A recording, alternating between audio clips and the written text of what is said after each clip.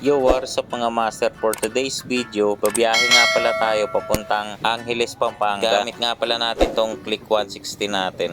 Bali sa biyahe natin na to, kasama nga pala natin or ang OBR natin ay si Mrs. At dito kung makikita nyo mga master, palabas na nga tayo ng pier. At bali service road lang nga pala yung dadaanan natin dahil scooter lang yung dala natin. Ang tansya natin na biyahe natin to, baka mga abutin tayo ng 3 oras. So galing tayo ng pier mga master.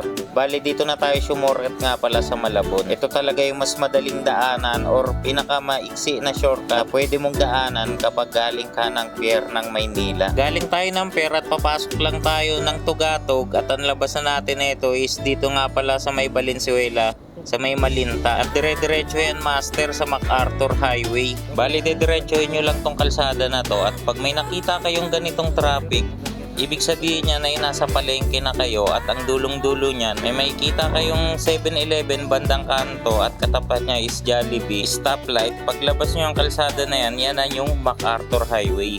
At dito mga master, pagtapos ng ilang minuto ay nakarating na nga tayo ng Marilao, Bulacan. Bali, dire-diretsuhin lang natin itong MacArthur hanggang sa makarating tayo ng Angeles, Pampanga. Bali, ang palatandaan na nasa Marilao na tayo mga master is yan, makikita nyo yan sa bandang kanan natin na ginagawan tulay. Bali, yung hindi pa natatayo yan, hindi pa niya natatakpan yung SM City Marilao mga master. Bali, nasa likuran nga pala niyan yung SM.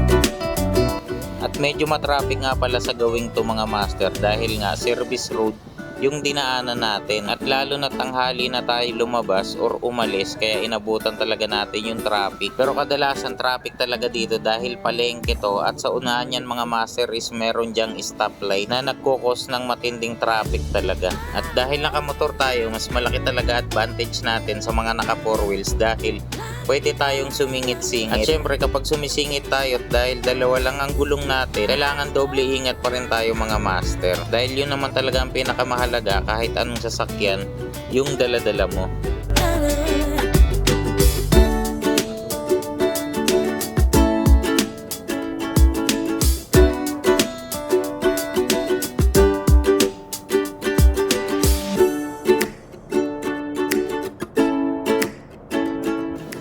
dito, meron nga tayo natagpuan dito na driver na akala natin nakapila sa traffic. Yun pala, nakaparada pala to. Medyo nagsani din yan ng konting traffic dahil nga dyan siya nakaparada. Dahil kung ako yung tatanungin, napakadelikado niyang pwesto niya, gawa ng daanan nga to ng mga sasakyan at ang mga kasabay natin is mga malalaking truck. Kaya napakadelikado talaga pumarada sa ganitong napakalawak na highway. Dahil hindi natin masasabi ang disgrasya at baka mabangga tayo sa likuran.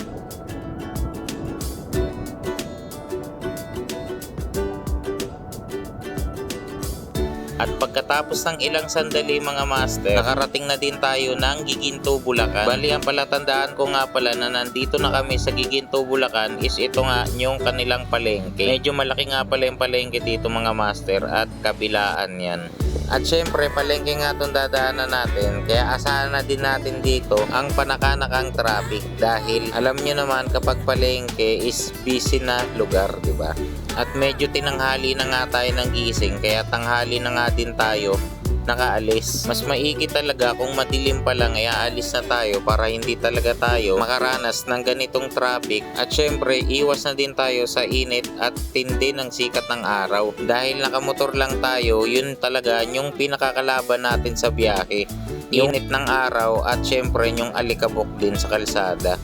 At dahil medyo malayo-layo pa yung babiyahin natin mga master, kaya minabuti na din natin na magpa-full tank dito sa daanan nating gasoline station para dire-diretso na lang yung biyahe natin hanggang pauwi. Dahil itong full tank ko na to, sigurado may matitira pa to pauwi mga master. Ganun katipid yung Click 160 mga master. Panoorin nyo yung isa nating vlog mga master dahil nandun sa video na yun yung kung paano kumonsumo or kung gaano katipid talaga yung isang Click 160.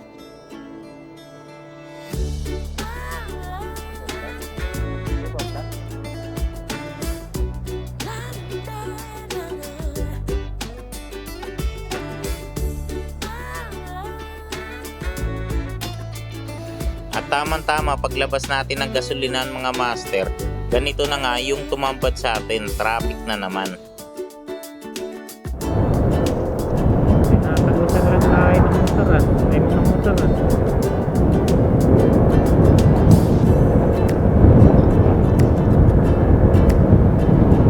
Wala pang helmet nung bibilis yung patakot. Kasi wala pa kasing naranasan na siguro ganun talaga kailangan mo pa makaranas ng disgrasya at aksidente bago magtino Dito ay ino-overtaken lang nga tayo ng mga kasabay natin motor mga master dahil takbong 60 lang nga tayo. Mas maigi na yung ganitong takbo mga master kaysa magmabilis tayo at malapit tayo sa disgrasya, di ba? Ganito lang talaga yung tamang takbuhan lalo't kasama nyo yung mga mahal nyo sa buhay.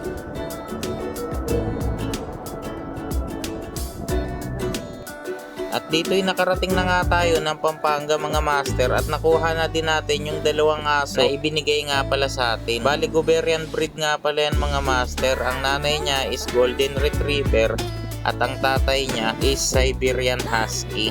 Bali huminto lang kami dito sa may 7-Eleven para nga bilhan ng tubig itong dalawang puppy na dala namin dahil nga sa sobrang init ng panahon at baka ma-dehydrate silang dalawa. Kaya naisipan muna namin bumili ng tubig at painumin nga tong dalawang chikiting na dala namin dahil mahaba-haba pa yung aming biyahe. nanay, ang daming garapata.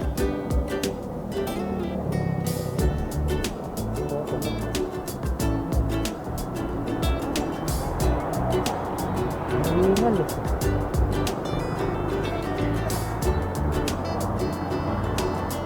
Dapat may tubig tayo eh. Bili ka. Para makainom sila.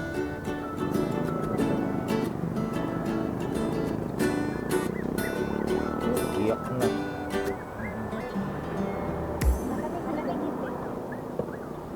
Hala, umiihi.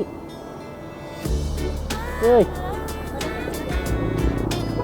Malamig. Dito, uy! Tingin ako ng ano mo.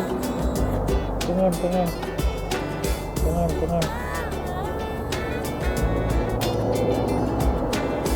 Kapata.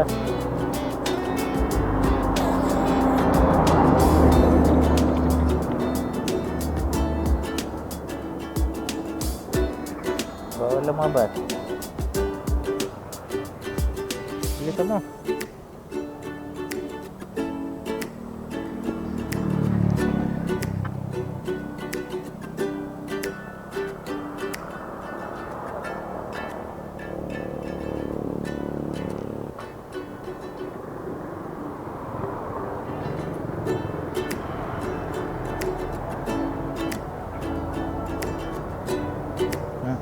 Ay ka na.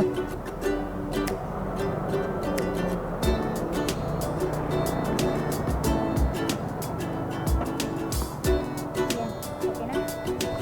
Sagot ka na sandalan?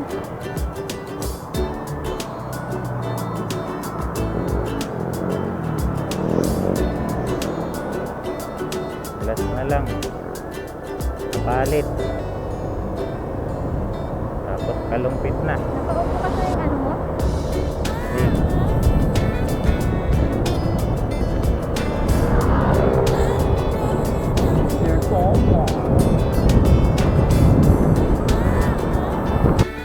At dito'y pauwi na nga pala kami mga master at tatahakin na naman namin yung 3 oras na biyahe ng pagbabaybay ng service road. At syempre takbuhan 60 lang tayo mga master para hindi tayo mapalapit sa disgrasya. At hanggang dito na lang ang video natin mga master. Sana'y nagustuhan nyo yung video na to. At kung nagustuhan nyo yung video natin, subscribe na lang sa ating YouTube channel. At mag-comment na din kayo mga master kung ano yung gusto nyo itanong sa akin at sasagutin natin kaagad yan. Maraming salamat sa pagsubaybay ng ating video mga master. Hanggang dito na lang. Peace out.